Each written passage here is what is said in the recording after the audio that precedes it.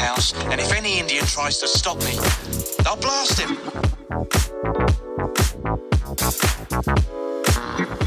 You know, the only thing more pathetic than Indians on TV is Indians watching Indians on TV. Hey everybody, it's Ian, back again for another episode of Native Film Talk, and today we are going to talk about basketball. Of all things, when we had the NBA Finals going on, my Phoenix Suns lost to the Milwaukee Bucks. We also have the Olympics coming up, and Team USA is going to be repping, and hopefully they can bring home the gold. Also, we have Space Jam 2 that just came out. So why talk about basketball? Of all the things that you can talk about when it comes to Native Film Talk, why talk about basketball? Well, to that I say, 'cause ball is life, bro. 'Cause ball is life. No, I grew up playing basketball, and if you know anything about Navajos, we love basketball. We love res ball. We love playing res ball, the run and gun style offense where it's just controlled chaos as much as possible. I mean, really, it's just run and gun. We're not really known for our big stature.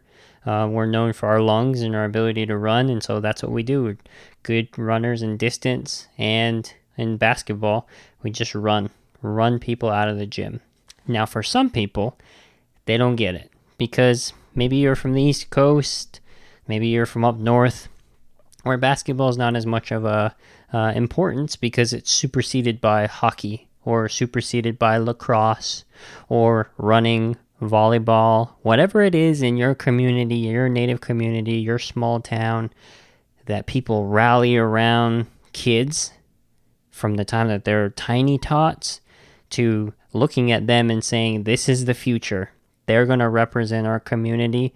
They're going to represent this city, this country, this community, this native nation, whatever it is. They're the ones that have the big shoes to fill. And in every native community, we have a relationship like that with sports in some fashion. Regardless of what the sport is, we have that relationship where it's us versus them. This is our chance to stick it to them. The playing field is level. And yeah, there's you can go down a tangent about refs and how they might have biases. They might have racial biases, of course. But all things considered, sports is a level playing field. You come with what you've prepared with and what you bring to the table in terms of skill set that you were born with and that you've worked and tried to hone. And let's see who comes out on top.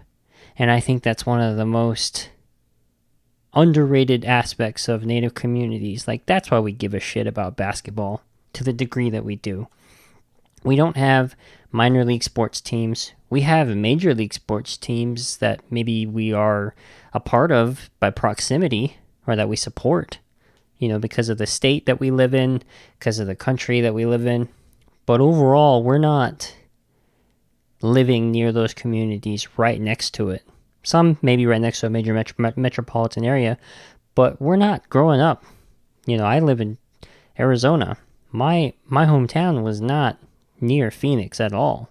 So while I supported the Cardinals, the Suns, the Diamondbacks, the Coyotes, the Devils, Sun Devils, and Wildcats, I wasn't near it at all. But we did support the Tuba City Warriors like there was no tomorrow. We supported that team. I knew the starting lineups for the Tuba City Warriors the years that they went back-to-back for the boys and girls in the same years. And when we were on the cover of Slam magazine, that shut down the town. We bought out so many copies of Slam magazine, and gas stations in town were selling copies of that same Slam magazine in the back, for just people to see, because that was oh my God, we made it. A freaking cover of Natives made it to Slam magazine. High school kids made it to the cover of Slam magazine. But they didn't seem like kids to me when I was a kid. They seemed like grown men, grown women. They seemed like freaking giants to me. And the city rallied around them. So it's kind of a long story, but why is this important when it comes to film? Because we don't have a story like this. I'm going to talk about two films in particular that touch on it, that have gotten close, and some that have gotten very close, but we glom onto because it's basketball and we love basketball, but it's not native related. Basketball or Nothing came out in 2019. It's a 6 episode documentary about the Chinle basketball team, which is located in the Navajo Nation and Navajo Reservation, and it basically just chronicles this entire season for these boys and kind of delves into each of their lives a little bit. Each of the the players that get more minutes delves a little bit into their lives, also the people that are up and comers, and talks about the struggles of trying to play basketball while living in a rural community that may or may not have access to running water, may or may not have access to electricity, and some of the challenges that go with that when you have generational poverty in your community, when you might be the first generation college student in your home. What does that look like? What does success look like when you have somebody who potentially has the skill for a scholarship, but is being pulled in one direction by his cultural beliefs and not wanting to leave, not to be disconnected from his community, while at the same time the community is pushing him away, saying, if you want to succeed, you need to get the hell out of here. That's a great story. That's what we want to see as Native people, as Indigenous people. And the other is Edge of America. It's another Chris Eyre film that's not talked about enough, but it's got Wes Studi in it. It's got Irene Bedard in it. It has Misty Upham in it. R.I.P. Misty Upham. Has Delana Studi in it. And Eddie Spears. It's got a lot of star power in it. And it's a story of a fictional reservation that is, one, it's a freaking girls basketball movie. We don't have enough of those. On the reservations, they don't give a shit about gender when it comes to sports. If the town will show up, men and women, for the boys and girls teams just as equally. There's no bias in our communities when it comes to supporting sports. And that's what I liked about this movie. Edge of America didn't have that blinder on. I should say, it had blinders to that because that's how it is in our community. You just support them. At no point did they ever bring up the boys team. At no point did they bring up like, oh, we're supporting them because the boys aren't doing as good. It's like, no, some years you have a stretch where only the girls are good. And chances are, and this is an unpopular opinion, but usually the girls teams are better in high school. Usually, especially when it comes to basketball. Because when it comes to boys, it comes to year-round strength training programs and strict diet. Diet and strength programs and access to year-round basketball, that says a lot for men, for the boys. Because you're looking at muscle gain, you're looking at maturity growing into your body, and you're looking at year-round skill. Not saying it's more competitive than the girls, I'm just saying for boys when it comes to physical stature, that seems to mean more. In all my years that I've watched high school basketball, the res kids, usually the boys, it's very difficult for them to compete in state because they're facing up against really larger boys who have, better access to equipment, training, and diet. But when it comes to the girls, where physical strength is less of a advantage, where it really comes to fundamental basketball and endurance, man, res girls own that. They own that arena. And I say that speaking from my family and my experience watching girls basketball my entire life. They just seem to just get it and click on different levels. And it's amazing to watch. And I think that's why I loved Edge of America so much. It was just a great story. And so why is basketball so big in our communities? Well, because all you need, much like soccer, you just need a ball and a hoop and people. It can be a dirt court, gravel court. It could be anything. It could be a court that has no rim. It has no net. I've even seen some where the backboard's completely removed. Sometimes that's actually a training aid, which I thought was weird later in life when I saw you can remove the backboard and it makes you a better shooter. But not in my community. The backboard was just gone because it broke and they never replaced it. Those stiff-ass steel rims, the ones that never break, the ones that rattle as soon as you take a shot and you feel like they never stop rattling the entire time you're shooting around. We didn't have fancy breakaway rims. And if you were like the one kid in the community had the goal that was able to be adjustable in height so you can go and dunk, like you were a popular kid. Why is that not in movies? The one kid in the community that had a freaking adjustable rim, adjustable basketball goal. Like, why isn't that story in there? Because in all of our communities, that was like the shit. And so when it comes to Basketball or Nothing, I really enjoyed it because it was the first documentary that I saw where, one, Native people were accurately represented, but it was the closest thing I saw to male representation in basketball, the closest thing I saw to the Chiefs basketball documentary, because this was in 2002. Chiefs basketball documentary was kind of under the radar. It was a great freaking documentary about kids in Wyoming. And it was essentially, how do I say this? It was like Hoop Dreams almost. It was the closest thing I had seen to Hoop Dreams up to this point in 2002, because it was in the Wyoming Indian High School. And these Rez kids, they all had hoop dreams. They all had ideas of going on to the league or going on and playing college basketball. But much like Basketball or Nothing, these kids were it was just res life. And even though it was Wyoming Indian school and I'm from the Navajo Nation, I saw so much of my res in that. Where there was one kid, I don't recall their names, but they were chronicling his life, and he was rodeo. His family was into rodeo. And so he got into, he was a bronc rider. I think he was either bronc rider or bull rider. But during his time, trying to do both at the same time, in the middle of the season, he hurts himself because he's like riding bulls because that's what his family does. Riding broncs because that's what his family does. Potentially jeopardizes the team season because he's like their star point guard throughout the entire year.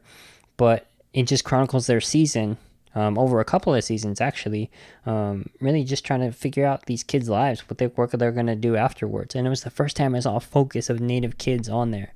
So Chiefs in 2002 was the only time I ever saw that documentary where they delved into Native students' lives at the Wyoming Indian School until 2019. And how did we get this? Basketball or Nothing. Well, one, you had two Navajo executive producers. Nota Begay III, professional PGA golfer, and Ricky Fowler, who was a quarter Navajo on his Masana's side. So his mom, his maternal grandma, is Navajo. And Ricky Fowler and Nota Begay, they were both executive producers on this. And so they helped get this thing done. You need that kind of star power to get something like this done. And it wasn't just done like Chiefs, where Chiefs, if you haven't heard of it, highly recommend just Google Chiefs basketball documentary. It'll show up. What's difficult is it's so damn hard to find. It's so damn hard to watch. Whereas Basketball or Nothing, it was accessible. It's on Netflix. It's on Netflix right now. You can go watch it. 6 episodes. Go watch it. It's a great freak. If nothing else, if you don't give a shit about basketball, if you don't care about basketball at all, just go watch it to see indigenous kids living their life. Like you have a docu-series actually giving a shit about what Native kids are doing in their lives, shining a spotlight on what it's like to be a Native student in general, in a Native community. See that support, see that rallying around what people care, why they care so much about basketball. Because they interview the community members, they interview people from the school, they interview assistant coaches, the head coach, they interview the players themselves, the family members of the players, and you see why this matters so much. And it's important. And I'm going to talk about basketball for this entire episode, because I'm going to talk about why this needs to be made into a show or a movie at some point. Because how did we come into sports? Lacrosse removed, running removed, indigenous created sports. There's lacrosse is a created game. We've been running for blah, blah, blah. Okay. I'm talking about organized sports that are supported in the K-12 system today. That's what I'm talking about. Big ones I'm talking about: soccer, basketball, hockey, football, baseball. When it comes to sports like that, even track and field, cross country, you could make the argument, and I'm sure that natives have been doing cross country for generations. Before the founding of this country, we've been doing it for time immemorial. But let's just, for the sake of competition in the way that we see cross country today, for merit and not necessarily for community representation, and probably for very different reasons than we used to, let's look at it today. Cross country, running, all the K-12 sports, extracurricular activities. Where was that introduced to Native people? Residential schools, boarding schools. And why this is important is the first time I ever saw this finally addressed, it never clicked for me. When I hear my uncles, my grandpas, my grandmas, when I hear them talk about sports, their introduction to sports, they learned in boarding school. Or they heard of a relative that had gone to boarding school that showed them how, and then when they went to boarding school or they went to school, they learned about sports. Because we had radio, maybe, but we also lived in the boonies, so we didn't necessarily have the best access to radio frequencies that we could listen to.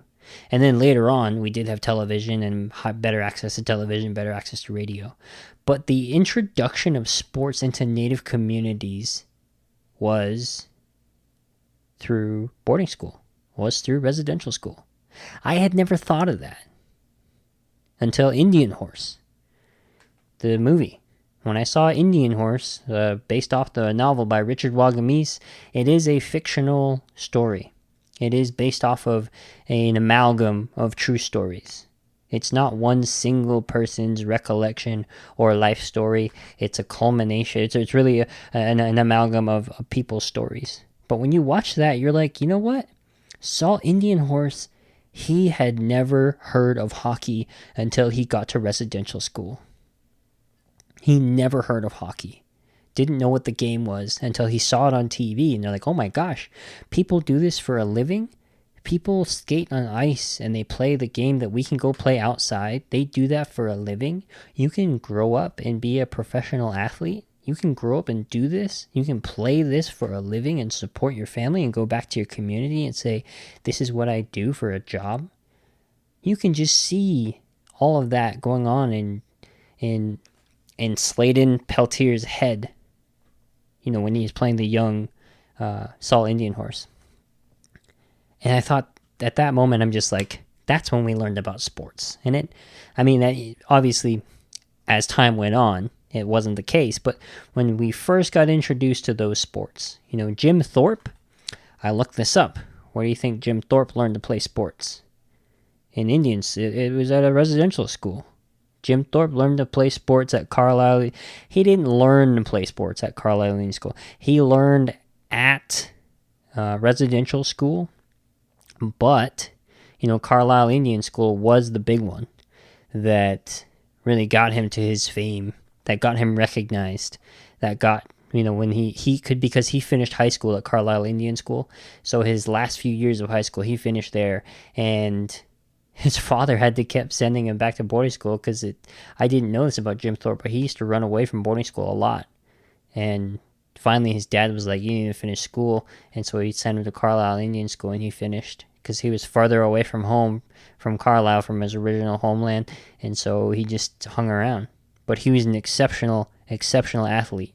People revere Jim Thorpe as the greatest athlete of all time.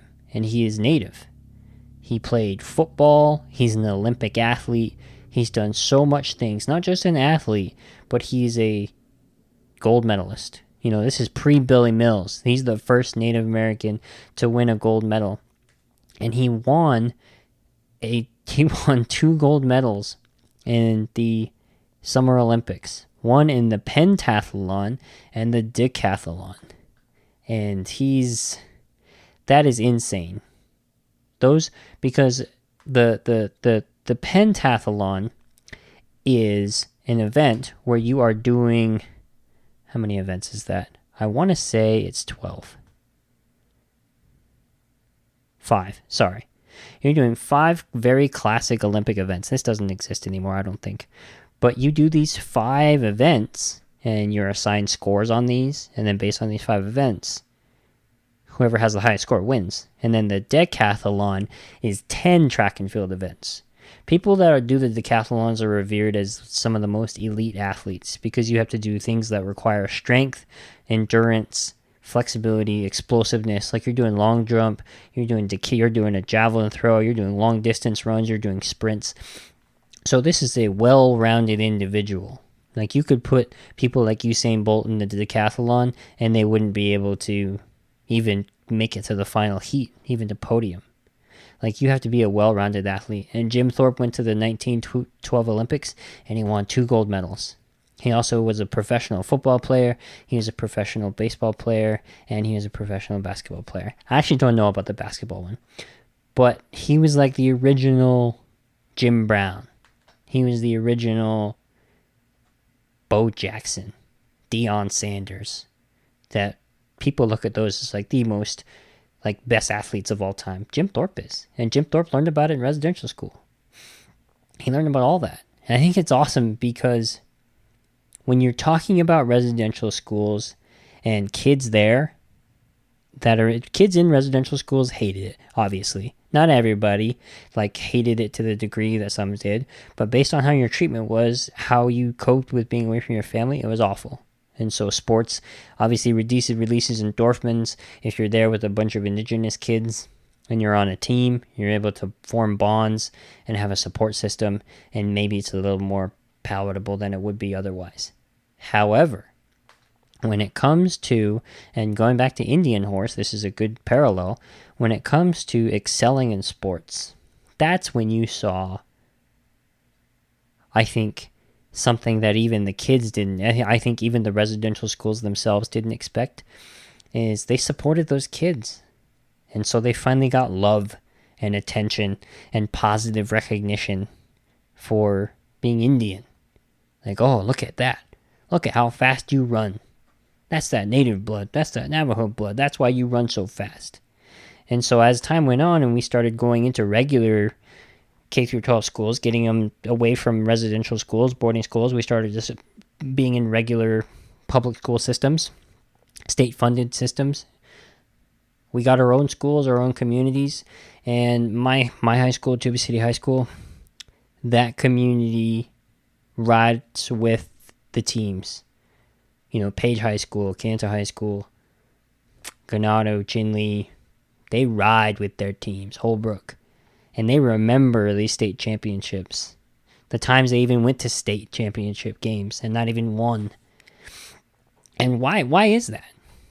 Because, and this is where I'm going to make a parallel to Smoke Signals, another basketball movie where we finally got to see a glimpse through Sherman Alexie's screenwriting how important basketball is to us as Native people.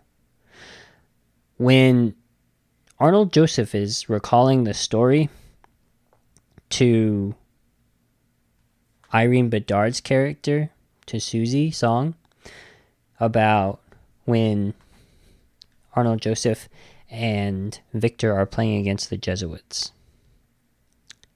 I honestly didn't like it at first because they lost.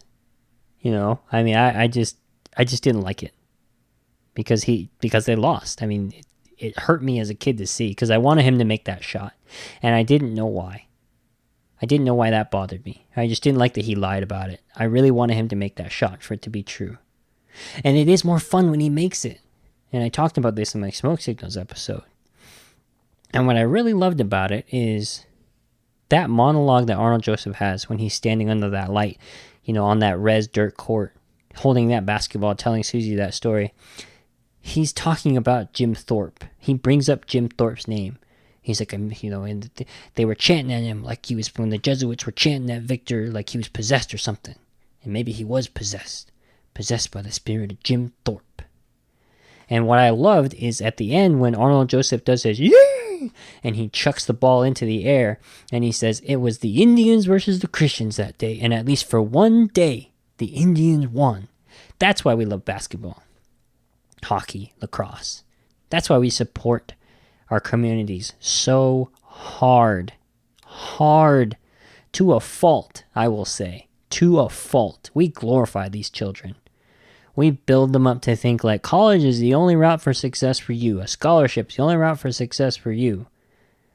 And we push them too hard sometimes. And we put too much weight on their shoulders. And we have too big of an expectations placed on these kids because it is rooted in that trauma. It is rooted in that oppression.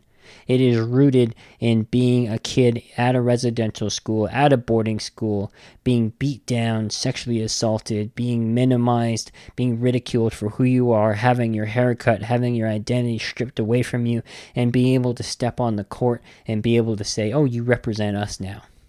And then be able to be recognized for something that you were God-given, that school didn't give to you. You came to that school with that talent, because that is the blood of your people out there being represented.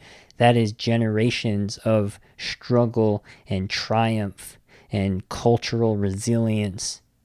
That's what's being displayed on that court, on that field, on the ice. It's the I'm still fucking here. That's what's being out there. And so our communities, while they don't say all of that, while they don't verbalize all of that, that's what we're supporting when those kids step onto that court. And it's unfair the amount of expectations we put on them, but it's a huge part of every indigenous community. Now, why talk about any of this? Because there's no movies about this. There's no TV shows about this. Only when they go big is it talked about. Shoni Schimmel has a documentary about her called Off the Res. And it talks about her, it goes over her life being a senior in her community and eventually making the decision to go to a bigger school to leave her res. That's why they call it Off the Res, to leave her her native community to go play in a bigger school where she can get more recognition. And really because that was the only way for her to get good scholarship looks and to get better scouts, and frankly for the scouts to give her a fair shake and say, okay, you're playing against good competition so we can fairly assess you. And then obviously she ends up going on to play at Louisville, and then she goes on to get drafted by the Atlanta Dream, and then she eventually gets voted into the WNBA All-Star game, and then she scores the most points and they win the game, and she is voted in as she's selected as the All-Star game MVP. And I was there. Me, my mother-in-law, and my wife, we were there. We weren't married yet, but we were at that game, and it was one of the best games I've ever seen in my life, because Shoni Schimmel showed out because of all the community. Well, one, she got voted in. If you don't know how any of the all-star voting works in basketball, the majority of it is by fan vote in the WNBA. So you could be awesome or terrible. It's very rare that somebody is terrible and it gets voted in. And Shoni Schimmel didn't play terrible, but she didn't play much. She didn't play very much at all. She was a rookie. When she came out of Louisville, they had just upset Brittany Griner in the Final Four. They upset Baylor and made it to the national championship game and lost. But Shoni Schimmel had a huge following because all of Indian country supported Shoni Schimmel. All of Indian country wanted to see her succeed. And so when she came to the WNBA, she didn't conform. I don't know. She just didn't mesh well with the Atlanta Dream the offense that they were trying to play. You needed someone to build around her to say, okay, here's your skill set. I'm going to build the offense around you. And I just got the feeling that the coach didn't want to do that. But that didn't matter to Indian country. Even though Shoni averaged maybe like a quarter worth of minutes every single game, she averaged single-digit points, single-digit assists, single-digit rebounds. When you compared her with everybody there, you had Skylar Diggins, Elena Delle Donne, Brittany Griner, Diana Taurasi. You had people that are going to be Hall of Fame players that were averaging to double digits across the board in different categories, and Shoni Schimmel was averaging single digits. But Indian country showed out. She was one of the most top vote getters in the WNBA. And so she made it to the WNBA All-Star game, and people were like, oh, this is a good story. But it was in Phoenix, where there are tons of natives. The All-Star game was in Phoenix. That's why I went. And there were a ton of natives there. And Shoni Schimmel showed out. She balled out. She showed the skill that she actually had that just wasn't being displayed in the regular season, that her coach wasn't giving her opportunities. And she killed it that night. I think she dropped like just over 30 points.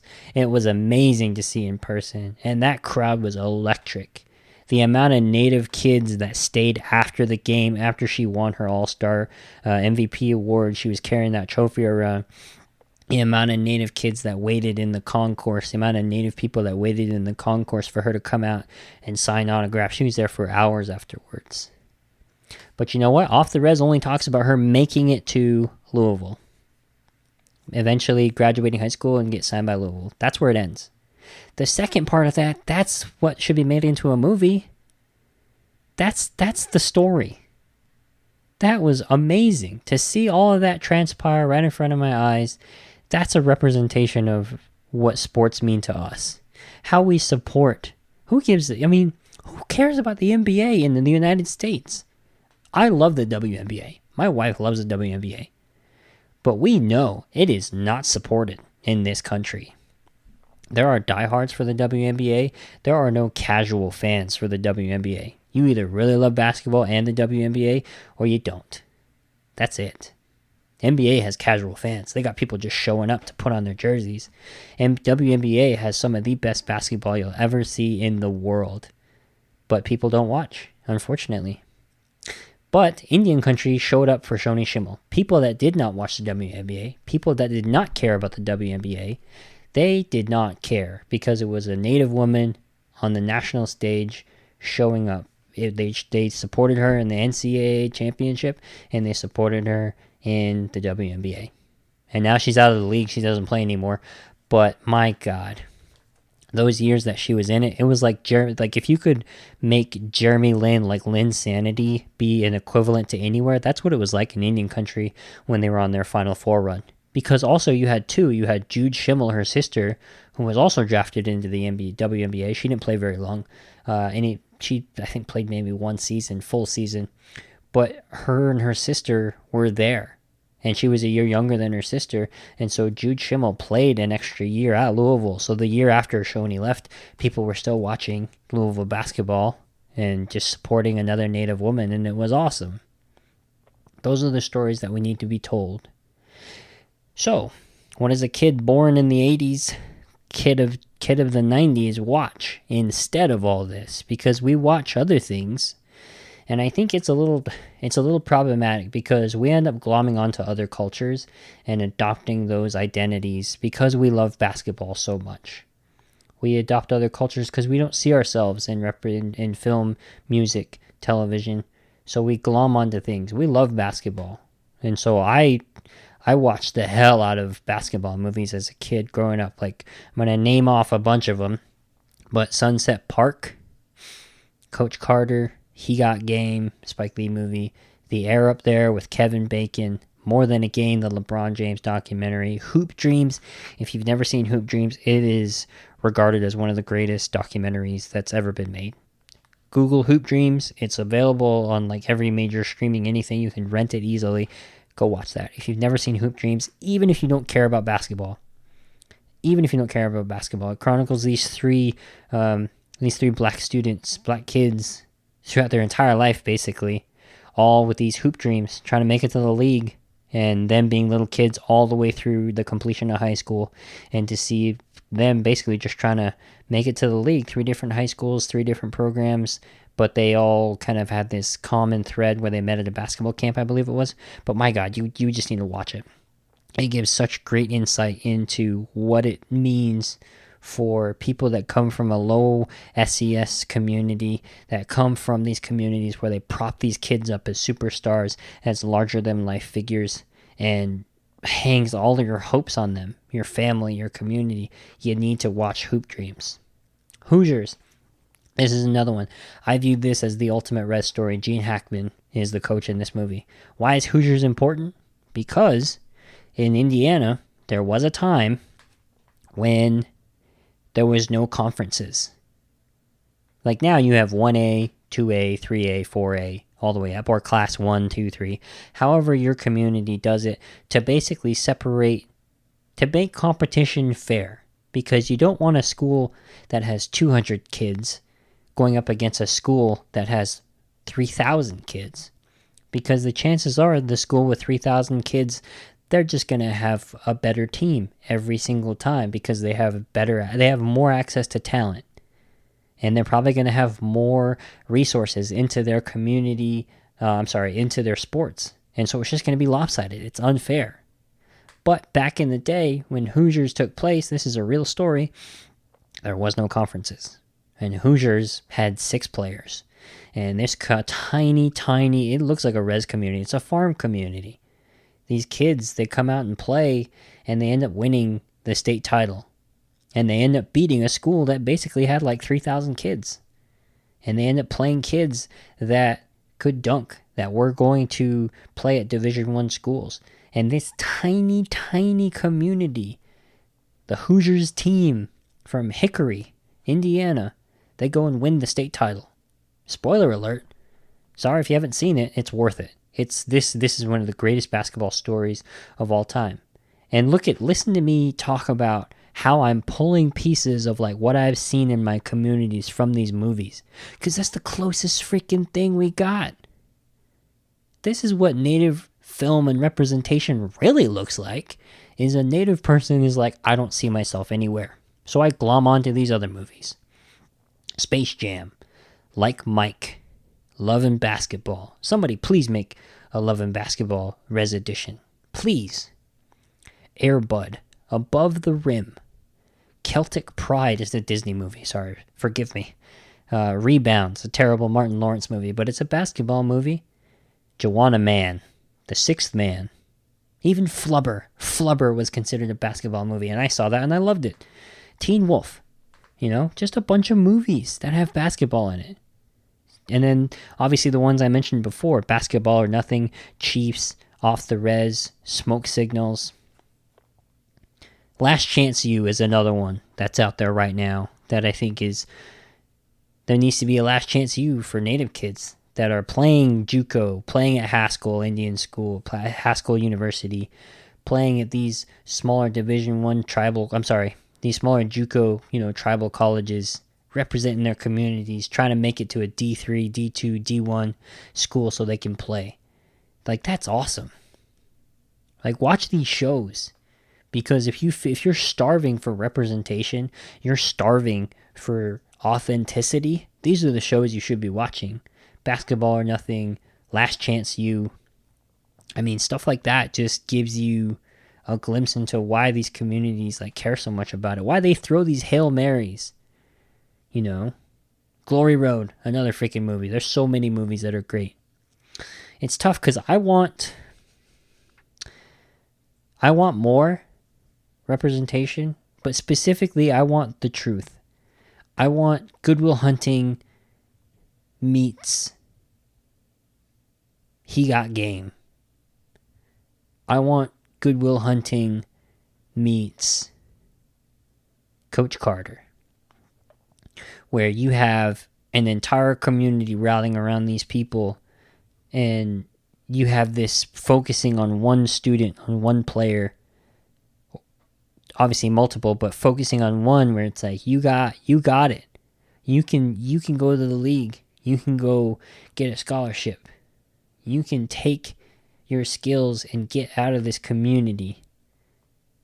But where the res part is you got a family that's like, if you leave, you're the only man in this house. Maybe it's a house full of women.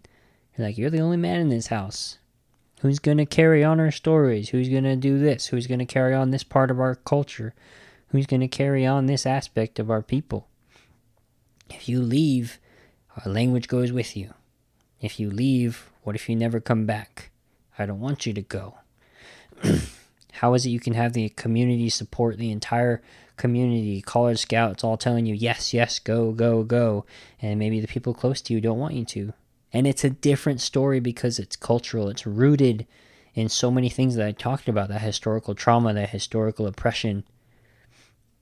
And I don't throw those words out lightly. I really mean the historical trauma and oppression that has been in the school system since we started getting educated in those schools. But that's our ticket out in some cases. And do we want that? Sometimes we do, sometimes we don't. Sometimes we intentionally sabotage it because we can't handle it. We don't want to deal with it. We want that choice to be made for us. But that's the stuff I want to see.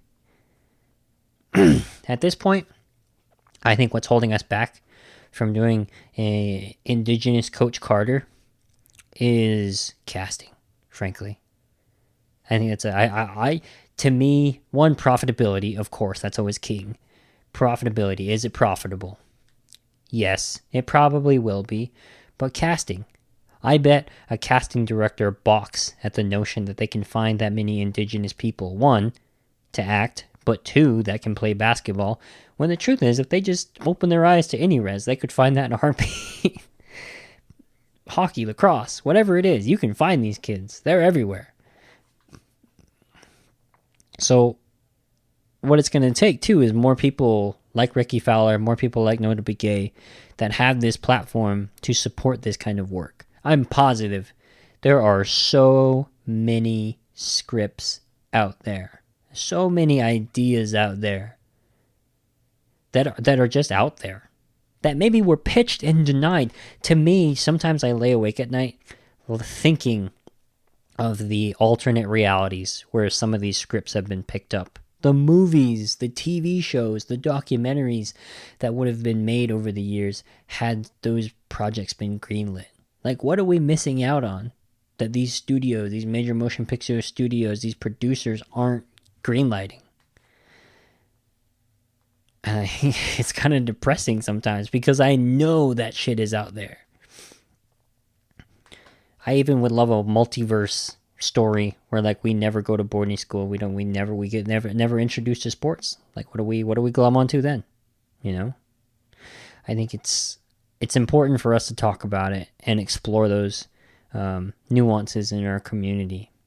And some people, I'll say, they just flat out don't get res ball, and some people don't like it. I hated res ball when I was a kid. Hated it. I don't know. I shouldn't say hated it because I loved it, but I hated it too because I was a nerd. You know, I played all the way through junior high, like competitively, like for my school. And then I just got to a point I wasn't good enough and I couldn't make the team anymore. But I played baseball my entire life. And baseball at my school, like, there were nobody in the stands. We got more dust storms than fans during our games. And then you go to basketball and it's like freaking bananas. We have this multi-million-dollar facility in the middle of an impoverished community that may or may not have access to running water, you know? But we have this multi-million-dollar facility for the high school basketball team. And so you get a little jaded. And so being jaded, you find other people that hate it. And they just they hate the jocks, they hate the support. And it's a fucking mess. But when you're on that side of it, you do see the hypocrisy in community support. When they're like, yes, go get a scholarship. Go play and represent your community. Go show out. When you have plenty of Native kids that are already doing that with their academics.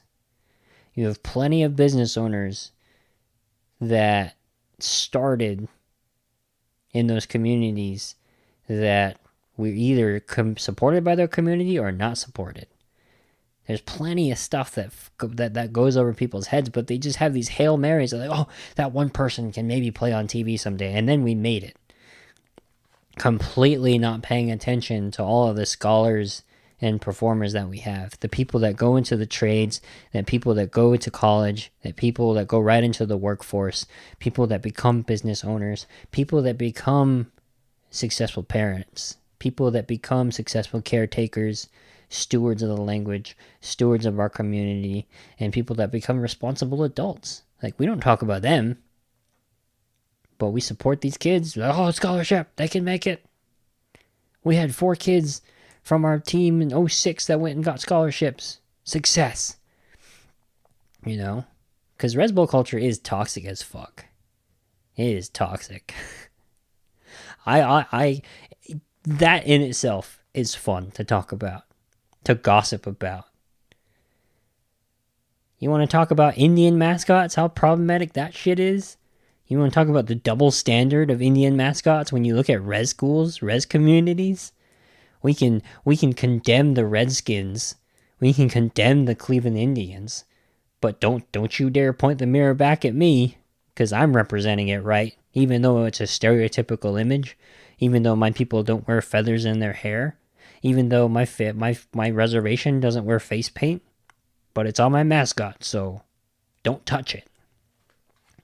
All of these things represent such nuance in our community when it comes to sports. Basketball is what I'm familiar with, obviously, but just sports in general. And there's plenty of stories here, so we should be telling that. Tell these freaking stories. I love it. I love it. I think someday we will see this. You know, I'm gonna close with this. We will see representation like what I'm talking about eventually. And it may not be at the Netflix, Amazon level. There someday might come a streaming service that's an indigenous run streaming service, and it might be greenlit and produced in-house that way. And maybe it's an all or nothing type series where they just document a particular team, a different team every season. Who knows what it is, but we have so much to tell. I used to think that it's not profitable because people are like, oh, they don't want to hear it. Or it's not profitable because they're like, oh, we can't relate. But the truth is, we have so many stories that the rest of the world has not seen yet. I think that alone, that newness, that insight into a community that people just assume they know what it is, or they don't care to know what it is, to give people glimpses, native and non-native, into those communities, to see what it's like, to see how much we are different and how much we are alike. I think that's important to advance future representation, but also just in general, just change people, so people can see like, holy shit, these natives, that's what they look like today. That's what they live like today. That's what they do today. That's how all that shit affected them. And I think this is especially important to talk about because residential schools is where we learn sports, is where we were introduced to sports, but it's also where we died. We have all these investigations in Canada and in Canada and the United States now launching to look at how many bodies you're finding in residential schools. Unmarked graves. You know, people saying, did your school have a graveyard? We also died in these schools where we learned these sports. So, fuck off if you think we take this too serious. I guess is what I'm trying to say. For people that think like, oh, you take sports too serious, it's just like, bro, it was life and death for some of these people. That shit doesn't go away. That is rooted in your DNA as Native people. If you have family members that went to boarding school, that went to residential school, sports very well may have been life or death. So excuse me if we take it a little too serious. I don't know. I think there's a lot to tell, and I hope someday we do get to tell that story, because there is so much that we can show the world. All right, everybody. I'm going to wrap this episode up. I got an interview coming up. I have a casting director, actually. Future episode with Angelique Midthunder, who is co-founder of Midthunder Casting LLC. And we're going to talk about why is it so hard to cast Native people in movies, television shows? Is it really that hard to find people? Is it really that difficult to find them? Why does Hollywood still get it wrong to this day, 2021? Well, all you got to do is share a flyer in Indian Country Today. Pretty sure everyone's going to see it. Do they not know that there's stuff like that they can do? How difficult is it? Is it really that hard to spot a pretendian in an audition? In a casting call? And we're going to talk about some of that stuff. And I'm real excited for this one because we're just getting another layer of the film industry. We've talked about acting. We've talked about directing. We talked about production a little bit. I want to get a writer eventually. I would love to get Tasba Rose Chavez or Bobby Dews, anyone who wrote for Jana Schmieding, anybody that wrote for Rutherford Falls or Resident Alien. Really just get their opinion of like, what does it look like in the writer's room? but it's cool to get the casting aspect of it. I really think that's going to be a great conversation, and I hope everybody enjoys that when I roll that one out. But yeah, this was real, everybody. Sorry it wasn't on a specific movie, but I just wanted to come out here and talk about basketball, talk about why sports is so important to us, and why sports movies with natives need to be made. All right, everybody. See you later.